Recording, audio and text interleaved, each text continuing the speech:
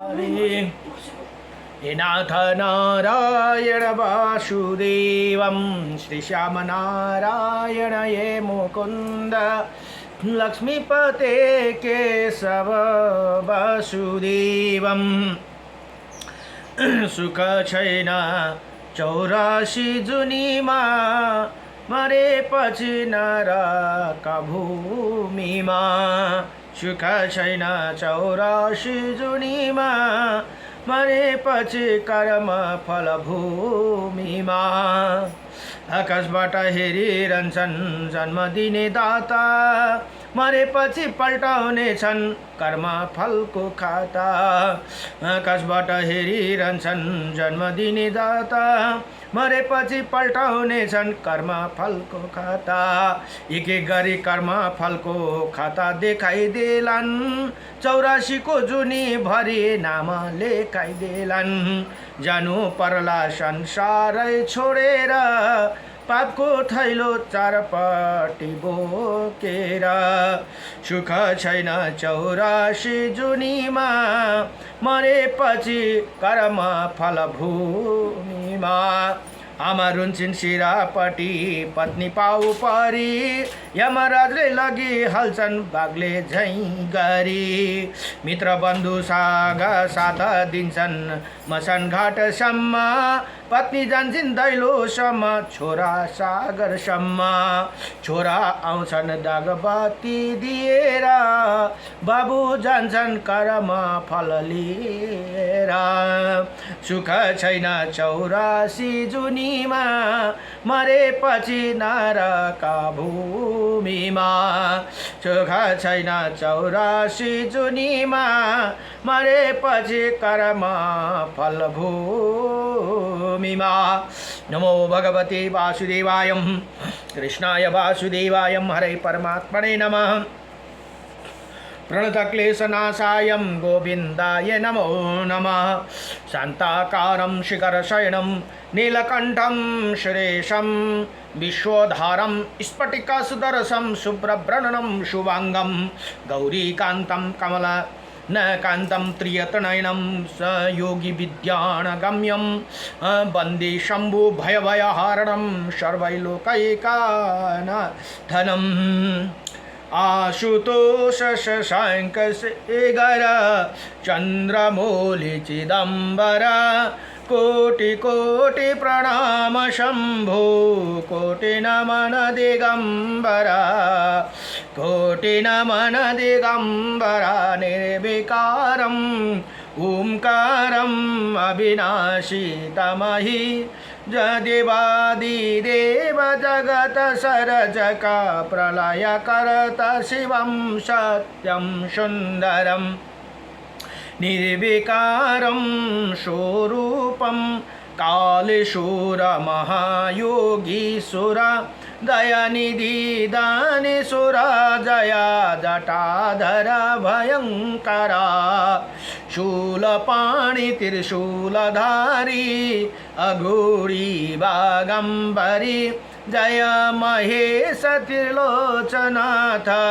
विश्वनाथ विशंबरा सुतोष शशांक शेखर चंद्रमौलि चिदंबर कोटि कोटि प्रणाम शंभो कोटि नमन दिगंबर नाथ नागेश्वर हरो हर पाप साप विशाप तमः महादेव मान भोले सदा शिव शिव शंकर सदा शिव शिव शंकर जगतपति अनुरेक्त भक्ति सदैव तेरा चरण हो अपराध सब जय जय जयति जगदीश्वर जय जय जगति जय जगदीश्वर जन्म जीवन जगत का संताप मिटे सभी ओम नमः शिवाय ओम नमः शिवाय जपे तेरा ही पंचाक्षर आशुतोष शशांक शेखर चंद्रमौलि चिदंबर कोटि कोटि प्रणाम शम्भो कोटि नमन दिगम्बर। र यो स्तोत्रबलीमा एउटा महत्त्वपूर्ण स्तोत्रम छ जुन चाहिँ श्री विष्णु अष्टविंशति नामम स्तोत्रम भनेर। हरि ओम। यहाँ अर्जुन र भगवान कृष्ण, अर्जुनले प्रश्न गर्नुहुन्छ भने भगवान कृष्णले उत्तर दिनुहुन्छ। श्री अर्जुनोवाच किं नु नामं सहस्राणि जपते च पुनः पुनः यानि नामानि दिव्यानि तानि चक्षुष केशव। हे भगवान केशव, मनुष्य बार बार 1000 नाम जप क्यों करते हैं? जो आपका दिव्य नाम है उनका वर्णन कीजिए भनेर यहाँ प्रार्थना गर्नुभयो।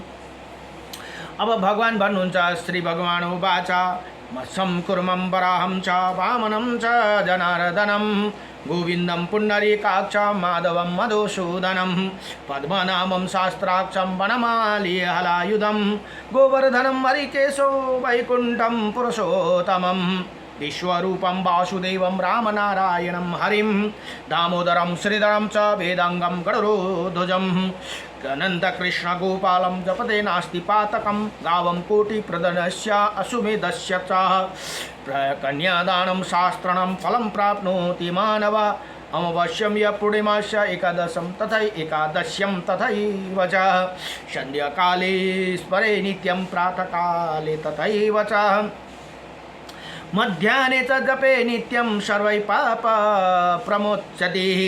यहाँ भगवान भन्नुहुन्छ, हे अर्जुन, यी नाम जप गर्ने पुरुषका भित्र पाप नै रहते। ऊ 1 करोड गौदान, 100 अश्वमेध यज्ञ र 1000 कन्यादान गरेको फल प्राप्त गर्दछन्।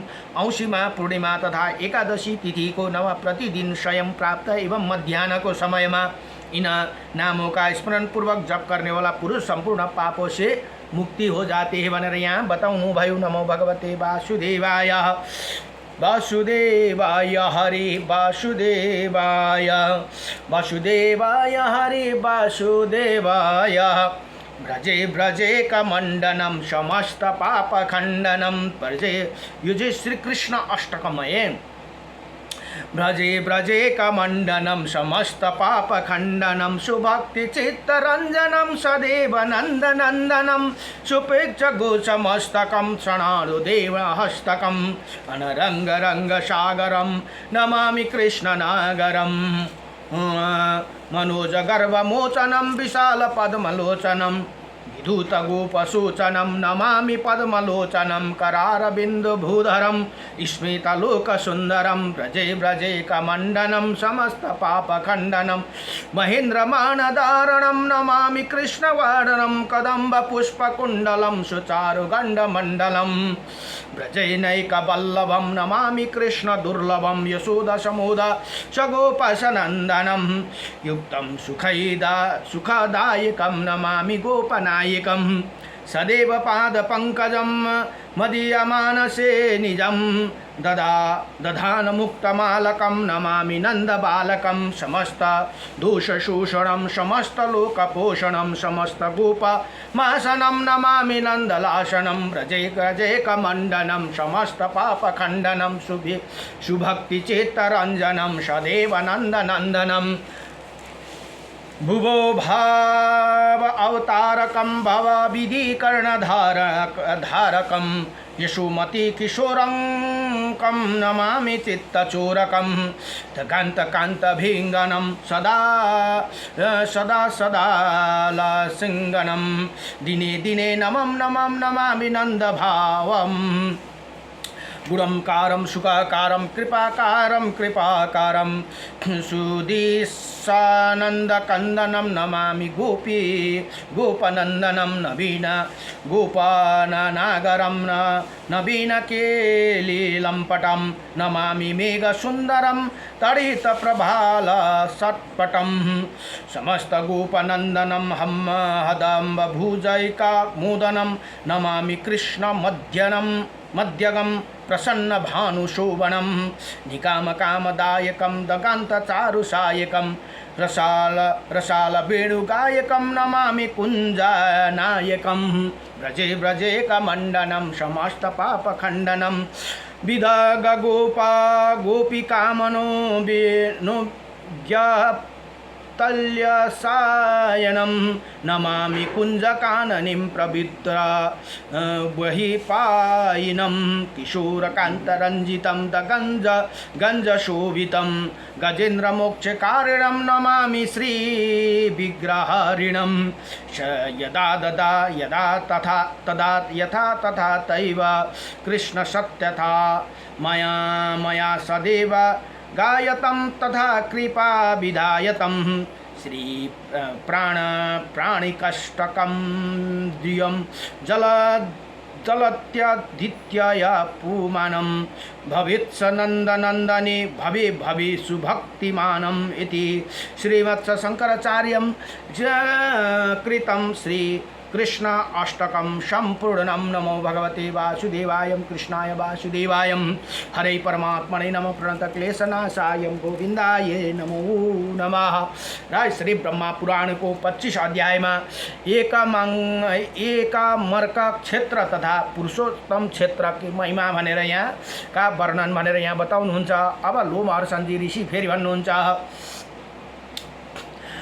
लोमहर्षणजी भन्नुहुन्छ ब्रह्माजीसँग महर्षि ने ब्रह्माजी की एकाई हुई पवित्र कथा सुनकर उन्हें महर्षियों के साथ बड़ी प्रसन्नता हुई, उसे शरीर में रोमांच हो गए आए। उन्हें ने कहा, हे ब्राह्मण, अब आप एकामर्क क्षेत्र का वर्णन कीजिए। ब्रह्मा जी बोले, हे मुनिवरों, ये क्षेत्र सब पापों को हरने वाला पवित्र एवं परम दुर्लभ है। मैं उसके संक्षेप में वर्णन करता हूँ, सुनो भनेर यहाँ भन्नुहुन्छ। अब एकामर्क नाम से विख्यात क्षेत्र वाराणसी के समान कोटि शिवलिंग से युक्त एवं शुभ है भनेर यहाँ भन्नुहुन्छ। उनमें 8 तीर्थ है। पूर्व कल्प में वहाँ एक आम का वृक्ष था, त्यही कारण यो कथा सायद अस्ति बराह पुराणमा पनि आएको जस्तो लाग्यो। एकामर्क क्षेत्र भनेर आमको वृक्ष थियो अरे, त्यसकारण यो नाम एकामर्क क्षेत्र भनेर यहाँ उसके नाम से ये एकामर्क क्षेत्र के रूप में विख्यात हुआ। वहाँ स्थान हष्टपुष्ट मनुष्य से भरा रहता है भनेर यहाँ भन्नुहुन्छ। वहाँ स्त्री भी रहती है और पुरुष भी उसी क्षेत्र में। विद्वानों को अधिक तथा वो वन धन धान्य से संपन्न स्थान है। घर और गोपुर वहाँ की शोभा बढ़ाती है और अनेकों व्यवसायी भरे हुए भांति भांति के रत्न उसी क्षेत्र की शोभा बढ़ाती है भनेर यहाँ ब्रह्मा जी बताउनुहुन्छ। नगर अटारी सड़क और राजा हंस के समान श्वेत महल आदि के द्वारा उसकी बड़ी शोभा होती है। अब यहाँ नकराउन होती है। उसके चारों हों और सफ़ेद 4 दीवारी बनी है। शास्त्रों द्वारा उसी पुरी का रक्षा होती है। शस्त्रों द्वारा उसी पुरी का रक्षा होते। अनेकों खाइयों से वो क्षेत्र अलंकृत है। वहाँ प्रतिदिन उत्सव का आनंद छाया रहता है भनेर यहाँ भन्नुहुन्छ। नाना प्रकार के बाजाओं की धुनी सुनाई पड़ती है। 4 दीवारों और बगीचे युक्त अनेकों दिव्य देव मंदिर सब और उसी क्षेत्र की शोभा बढ़ाते हैं। वहाँ के ब्राह्मण, क्षत्रिय, वैश्य तथा शूद्र बड़े धार्मिक है भनेर यहाँ बताउनु भयो। अपने धर्मों में संलग्न रहते उसी क्षेत्र में निर्धन, मूर्ख, दूसरों से देश रखने वाला, रोगी, मलिन, नीच, मायावी, रूपहीन, दुराचारी तथा परद्रोही मनुष्य त्यो जग्गामा रहँदैनन् अरे। वहाँ सर्वत्र सुखपूर्वक सब लोग घुम्ते फिर्ते भनेर यहाँ बताउनु भयो। यो जो एकामर्क क्षेत्रमा वहाँ स्थान सब जीवों के लिए सुखद है भनेर यहाँ बताउनु भयो। ये नाना प्रकार के पंक्षियों के कलरव सुनाई पड़ती है। वहाँ के उद्यान नंद वन के समान एवं सबके सेवन करने योग्य है। वहाँ का वृक्ष फलों के भर से झुके रहते हैं और सभी ऋतुओं में उसने फूल झड़ते रहते हैं।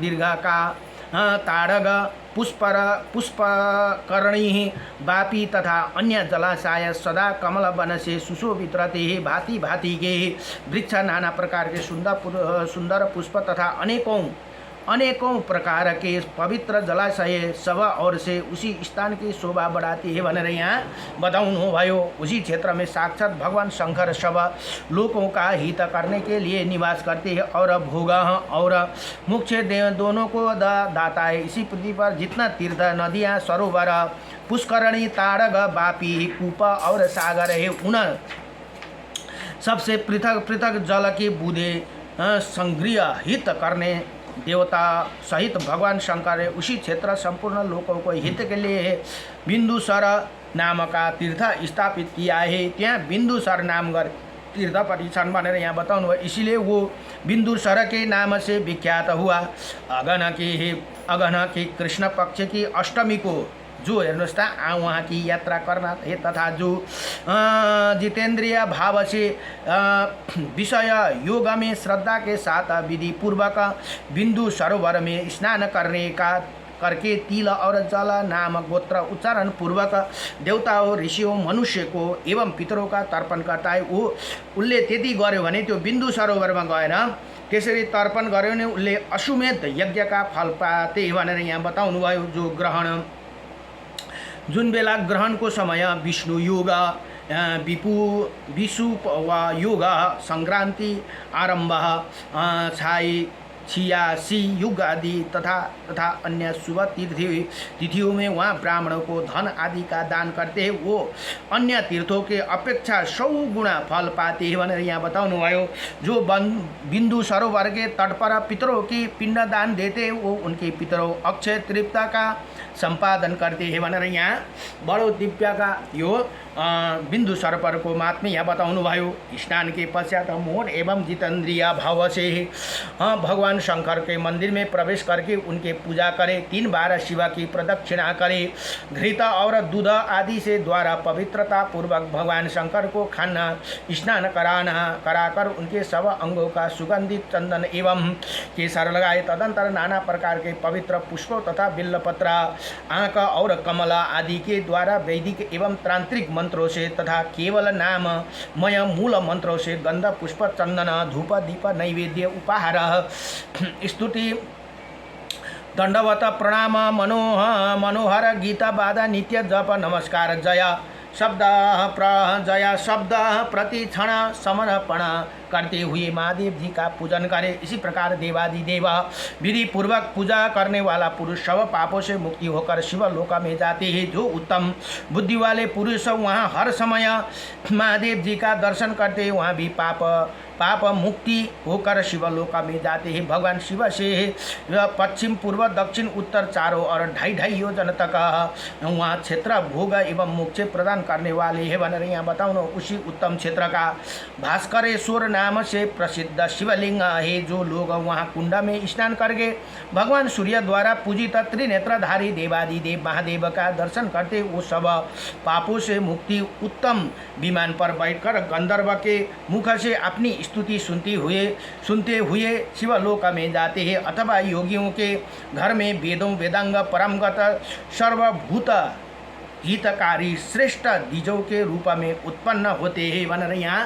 फेरि भयो। त्यहाँबाट जन्मिनु पर्यो भने पनि यस्तो ठाउँमा जन्मिन्छौँ अरे हामी कि सर्ववेद जानने भएर आउँदछौँ। उसी समय वो मोक्ष शास्त्र के तात्पर्य के समझने में कुशल और सर्वत्र समबुद्धि होते हैं तथा भगवान शंकर के श्रेष्ठ योग प्राप्त करके भव बंधन से मुक्ति पा जाते हैं। द्विजों पर स्त्री भी श्रद्धा पूर्वक वहाँ भगवान शिव का पूजा करके पूर्वत फल को प्राप्त कर लेते हैं। वो मुनिवर हे मुनिवर भगवान महेश्वर के अतिरिक्त दूसरा कौन ऐसा है जो उस उत्तम क्षेत्र को संपूर्ण गुणों का वर्णन कर सके भनेर यहाँ बताउनुहुन्छ। अब भगवान शिव का एकामर्क क्षेत्र वाराणसी के यहाँ वाराणसी हेर्नुहोस् है। अब कहाँ पर्ने रहेछ यो एकामर्क क्षेत्र भनेपछि वाराणसी के समान शुभ है भनेर यहाँ यो क्षेत्र वाराणसी को समान ही जो फल देने वाला था। जो वहाँ स्नान करता है वो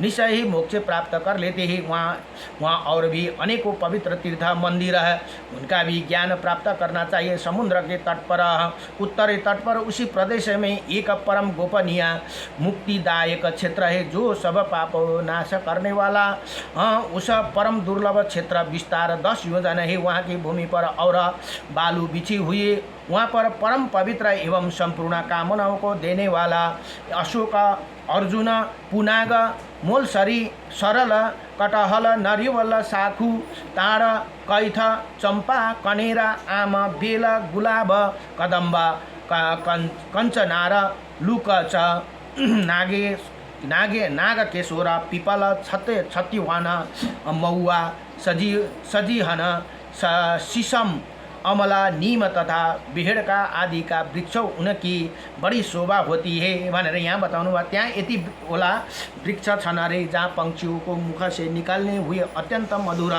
कलरव कानो और मनों को बहुत सुख देते हैं। उसे बताए हुए वृक्ष के अतिरिक्त अन्य मनोहर पुष्प लताएं और भांति भांति के जलाशय से वो क्षेत्र सुशोभित है। अनेकों ब्रह्मचारी गृहस्थ वनप्रस्थ सन्यासी तथा स्वधर्म परायण ब्रह्मवादी वहाँ वर्णों से उसी क्षेत्र की शोभा होती है। वहाँ हष्टपुष्ट मनुष्य तथा अनेकों नर नारियों भरा हुआ है। वो संपूर्ण विद्याओं का स्थान तथा समस्त धर्मों एवं गुण का आकार है। इसी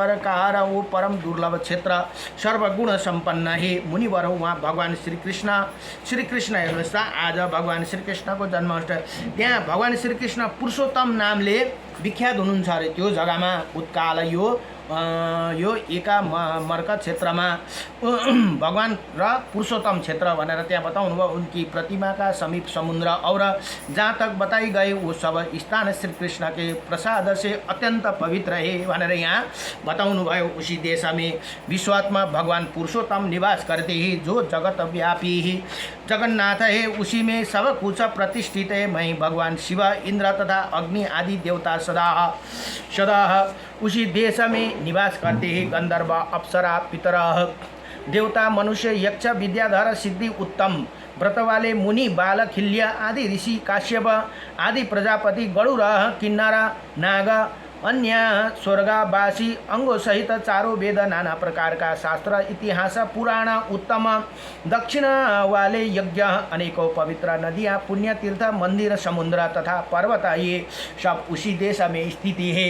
इसी प्रकार देवताओं ऋषियों तथा पितरों द्वारा सेवित उसी पावन प्रदेश जहाँ इस प्रकार उपभोग सुलभ है निवास करने किसी का रुचिकर नहीं प्रतीत होगा। भला उसके सभी सिवा कौन देश श्रेष्ठ है, उसे बढ़कर दूसरा कौन स्थान है जहाँ मुक्तिदाता भगवान पुरुषोत्तम स्वयं ही विराजमान है भनेर यहाँ बताउनुहुन्छ।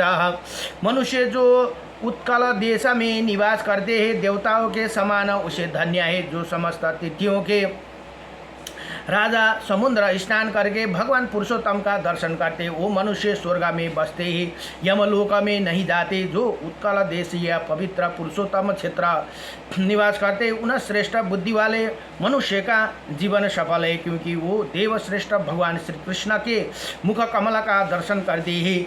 भगवान का मुख कमल तीनों लोक में आनंद प्रदान करने वाले ही और उनके नेत्र प्रसन्न एवं विशाल है। उनके भवों केश तथा मुकुट सुंदर है। कानों में मनोहर कुंडल शोभा पाते उनका मुस्कान मनोहर और दंड